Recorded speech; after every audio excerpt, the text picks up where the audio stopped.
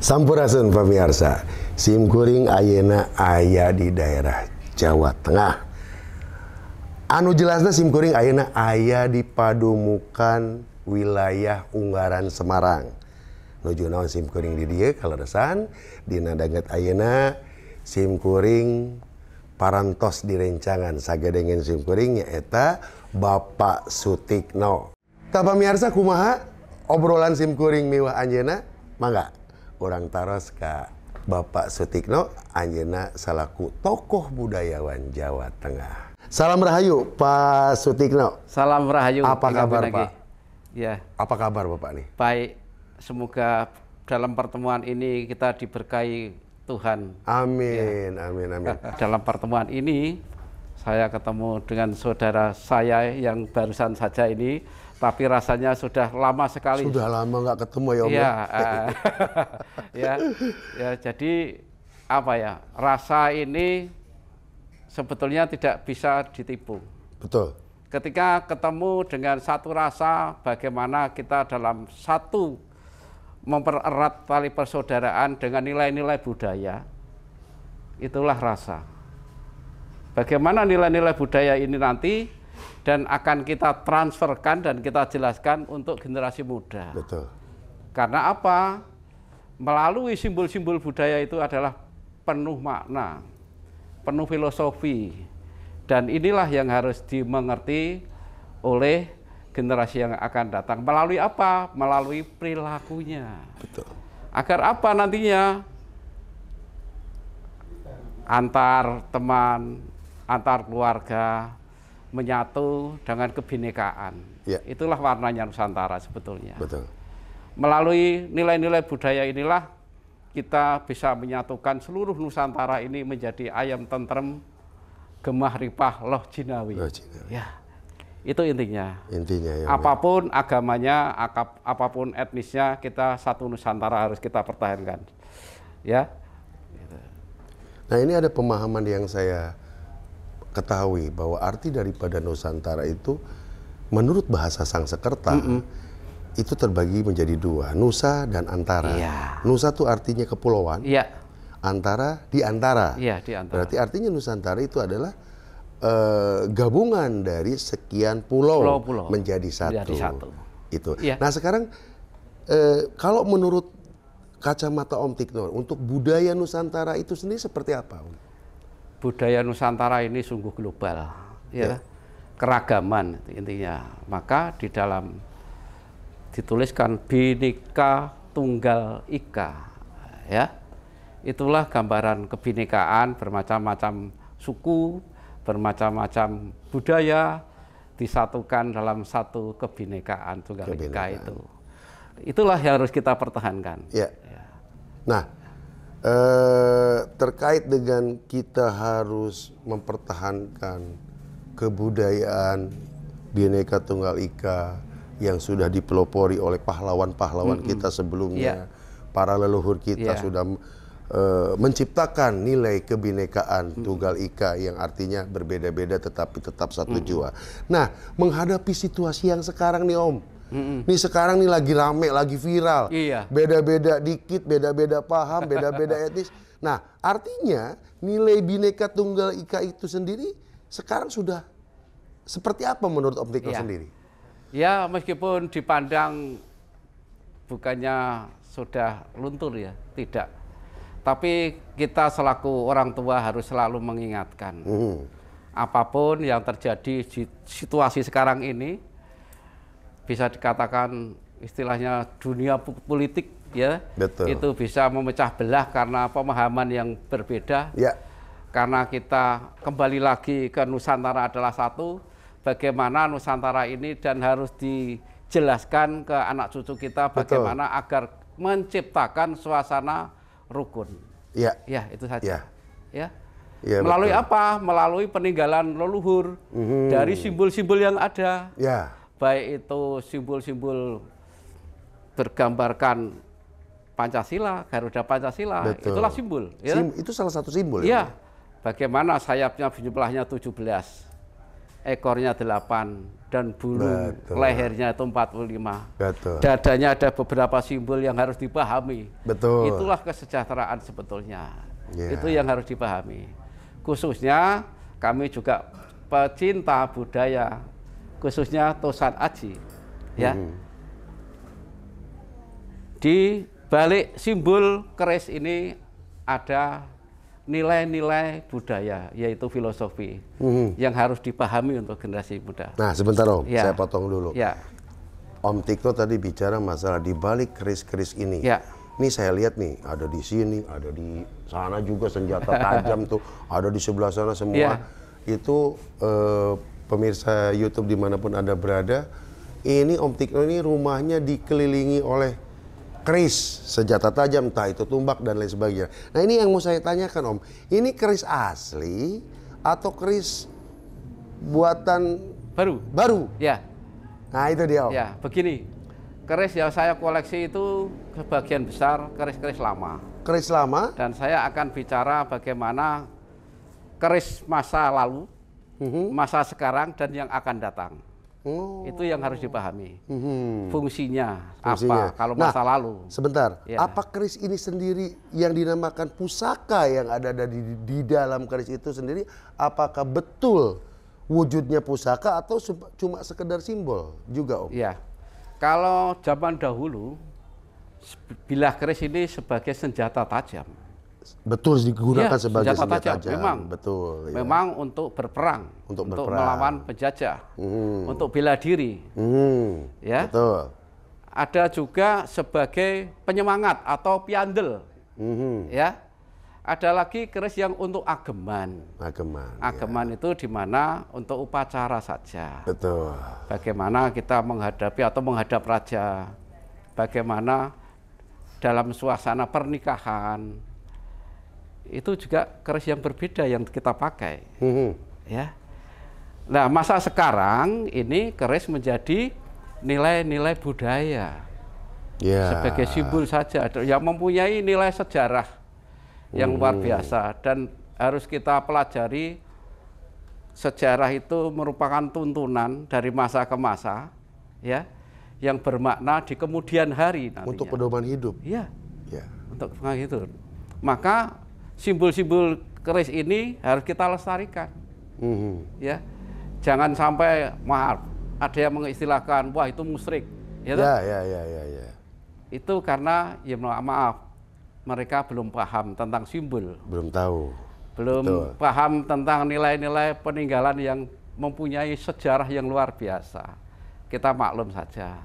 Tapi bagaimana keris masa depan ini agar dicintai oleh generasi yang akan datang sebagai warisan budaya. Karena apa? UNESCO saja sudah mengakui bahwa keris ini sebagai warisan dunia. Keris ini. Keris ini. Keris kan dari kita ya Om ya? Keris itu dari kita kan? Ya, dari kita, tapi diakui UNESCO sebagai warisan dunia. Luar biasa kan? Luar biasa. Karena betul. mempunyai nilai-nilai yang adiluhung. Hmm. Ya. Adiluhung, Ya, betul. adiluhung itu luar biasa. Di balik itu, baik itu secara teknis, secara pembuatannya, ya, baik di balik filosofinya. Nah, Ada sekarang makna Om. tertentu. Nah, sekarang gini Om ya. Ini yang kayak ini tumbak ya Om ya? Ini tombak. Tombak, ini keris.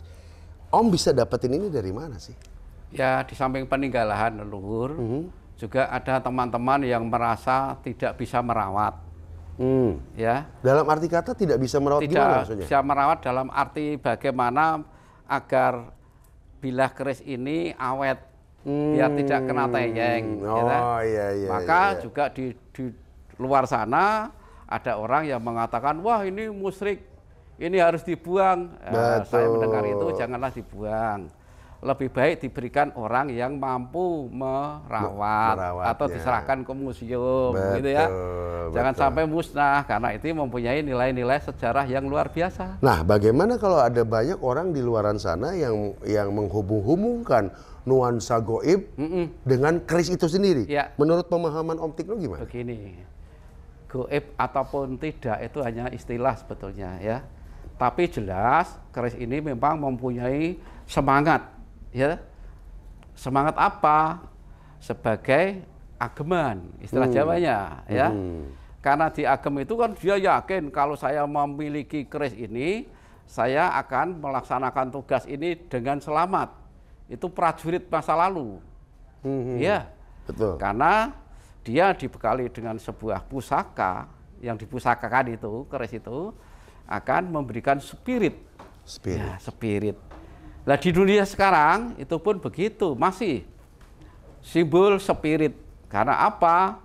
Keris ini mempunyai simbol-simbol yang tergambar, baik itu pamor maupun bentuk, ya. Itu bisa kami jelaskan apa namanya dan pamor itu apa, itu fungsi.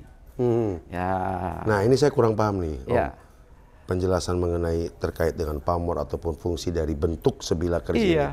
Berarti dari sarung dan isinya juga udah ada simbol ya? Iya. Contoh, bisa Om Contoh salah begini, satu, silakan. Ya.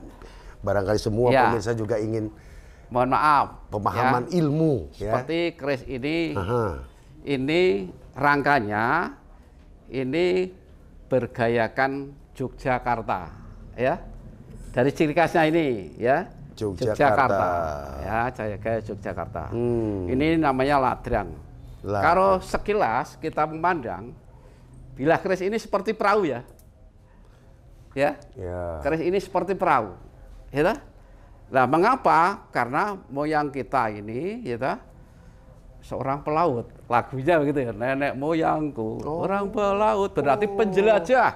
Iya. Penjelajah. Nah, tidak hanya intara Nusantara saja, bahkan dunia. Maka simbol-simbol keris ini banyak dimiliki sekarang di museum-museum Leiden maupun Amerika ada. Ya. Lah, yang menarik apa kok sampai disimpan di museum sana? Karena ada sesuatu yang bernilaikan adiluhung itu. Ya. Adiluhung itu apa? Nilainya luar biasa. Ya. Baik itu secara teknis pembuatan, kalau orang-orang modern, ya, metaloginya itu hebat. Karena keris ini dibuat dari beberapa campuran logam, ya. Maka dikatakan keris ini hasil paduan Bopo Angkoso, ya, di luar sana, dan Ibu Pertiwi. Ya. Berarti apa? Kalau diterjemahkan dalam wujudnya meteorit dan biji besi. Betul. Lalu dibuatlah pamor, ya. Mohon maaf, contoh. Nah, cara melolos keris itu begini, ya. Jangan begini, tarik itu jangan. Tapi begini, sebagai penghormatan atau keselamatan. Selamat apa? Situasi, kondisi. Nah, ya. Kalau begini, kita tetap aman. Kalau kita melolos begini, mohon maaf, kalau ada anak lari tiba-tiba gitu kan bahaya, ya. Dan dilolos begini. Nah, mengapa untuk melolosnya dan memasukkannya juga begini? Ini juga ada artinya juga, ya. Dalam istilah Jawa, manunggaling kawula dan Gusti. Nah, menyatunya kita sebagai umat dan Allah sebagai pencipta, atau menyatunya kita rakyat dengan seorang pemimpin atau raja, itu simbol kehormatan, ya. Lihat ini, dilolos begini. Nah, dinaikkan. Nah, ini keris lo-nya, kalau menghitung lo begini caranya. Karena lo itu juga menentukan nama atau dapur keris, rupa, ya. Dapur itu rupa. Maka kalau orang Jawa dikatakan dapurmu itu tersinggung karena rupamu, gitu ya. ya. Begini, yang menonjol atau yang lekuk? Yang menonjol dulu. 1, 2, 3, 4, 5, 6, 7. Ya.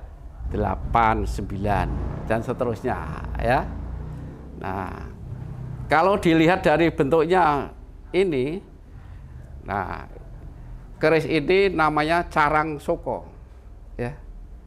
Carang soko ini bentuknya keseluruhan. Lalu bagian-bagiannya, ya. Di bagian bawah ini namanya gonjo, ini bagian bawah, ya. namanya gonjo. Dan ini bilah. Ya. Namanya gonjo dan bilah. Ya, bilah, karena di bagian atas ini bilah.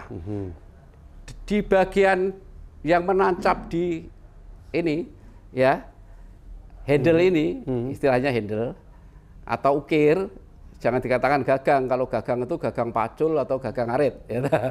Karena ini dipusakakan, maka namanya pun dengan segala hormat, ya, namanya ukir atau deder. Nah, yang masuk di dalam ini namanya pesi. Pesi dikatakan apa? Pesi itu paksi, paksi itu burung, simbol kejantanan. Nah, lalu yang ini, gonjo ini apa? Di tengah-tengah gonjo ini ada lubang, maka dikatakan ini simbol kesuburan atau yoni, ya. Ini, ya, ini bilah. Nah, kok dikatakan keris, ya? Kalau istilah orang Jawa itu namanya duwung sebetulnya, ya. Duwung. Apa, Om? Duwung. Apa itu artinya? Duwung. Duwung itu begini. Ada orang Jawa mengatakan keduwung. Oh. Nah, keduwung kuwi wis kasep. Wis kasep, sudah terlanjur, ya. Betul. Nah, timbangane rekoso, ya. Keduwung mati. Misalkan itu, daripada sengsara lebih baik mati. Betul. Ya. Nah, di bilah keris ini namanya yang putih ini namanya pamor. Pamor. Pamor ini dibuat dari meteorit. Ya. Meteorit itu kan dari luar angkasa sana. Maka dikatakan dari Bopo Angkoso. Dan ini bilah ini ternyata dibuat dari biji besi. Yang dulunya pasir, ya. Ya. Lah oleh empu ditempa bagaimana teknisnya, ya, sehingga menjadi sebilah keris. Kalau saya jelaskan satu persatu nanti, ya, panjang di kemudian hari saja. Nanti. Ya. Nah, kalau ada waktu kita bikin episode selanjutnya. Ya, gitu ya.